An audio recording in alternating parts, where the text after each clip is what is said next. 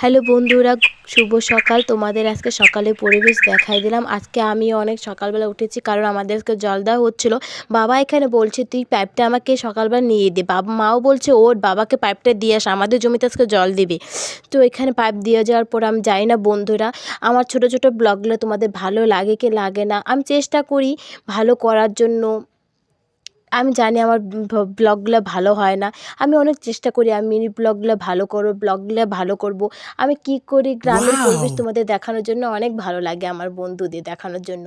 তো দাদু দেখে এখানে চাষ করতেছে, অনেক দিন পরে দেখলাম আমিও এখানে গরু দিয়ে চাষ করতেছে, অনেক ভালো। দাদুকে বললাম কি করছো, দাদুকে দেখতে পারছিস না চাষ করতেছে। আমাকে আচ্ছা করো তাহলে।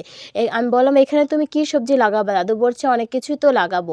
দাদুকে বললাম আচ্ছা তুমি করো, আমি চলে যাচ্ছি। করে যাওয়ার পর বৌদিদের ওখানে একটু যাবো গল্প করতে, কতক্ষণ থাকা যাবে। আর এখানে মেশিনটা দেখতে আসলাম কিছু হচ্ছে কি হচ্ছে না। ছোটো ছোটো বাচ্চারা অনেক দুষ্টুমি করে, আর এত সুন্দর জায়গা ভিডিও করে নিলাম ওয়াও! একটু তোমাদের সাথে, কত সুন্দর দেখতে লাগছে বলো। এখানে আমার লোক আসতেছিল, বলছিল আমাদের জমিতে জল দিতে লাগবে। আমাকে আচ্ছা বাবাকে বলো। তো আবার ঘুরে ফিরে আবার যাচ্ছি বৌদিদের বাড়িতে।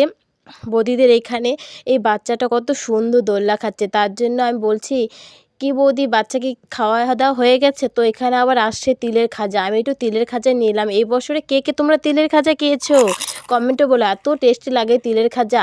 আর মা বলছে খাওয়া দাওয়া হয়েছে তা Oh থালা my বাসনগুলো god! ধু। আমি বলছি আমি তো ধুতেই পারি না, চেষ্টা তো করতে লাগবে।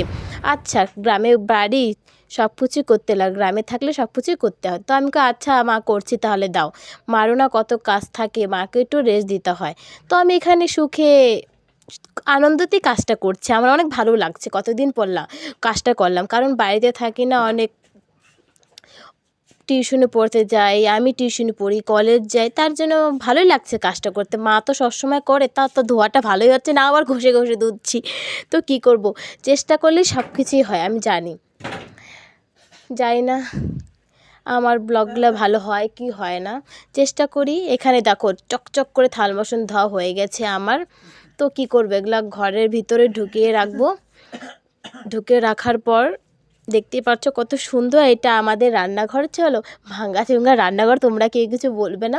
তো ওইটাই আমাদের অনেক। তো ঘরে থালা বাসনগুলো রেখে আমি আর কোনো কাজ নেই। আর এখন যাব, দিদি আবার সেলাই করতেছে, দেখাবো ব্লাউজটা।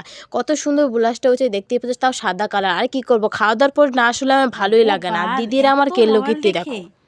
আমি দিনে মাত্র ৭-৮ ঘন্টা মোবাইল দেখি। আর বাবারে বাবা কি আর বলবো। আর কোনো কাজ নেই। তারপর আমার ঘুম থেকে উঠে আর কি করব, দিদি ঠাকুর পূজা আর ঘর মুছতেছে, আর এখানে আমি উঠান ঝাড় দিই।